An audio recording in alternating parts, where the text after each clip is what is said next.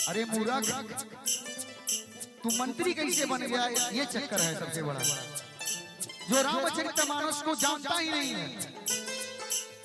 तुलसी बाबा स्वयं के लिए लिखे हैं, अपने लिए लिखे हैं कि मैं अधम हूं, मुझे ज्ञान नहीं है, मैं शूद्र के समान व्यवहार करता हूं। हे प्रभु, आप इस अधम को भी तारने के लिए आ गए, और इसी पे अभी बहस चल रही है।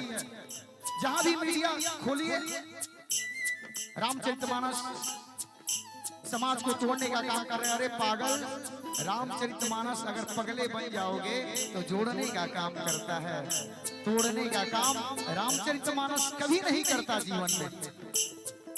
क्योंकि राम ही अपने समक्ष अपने सम्मान केवट को भी वही खाते हैं, भीलनी का जूठा भी खाते हैं। वो राम को तुम बोल रहे हो कि वो समाज में वैमनस्य फैला रहे हैं।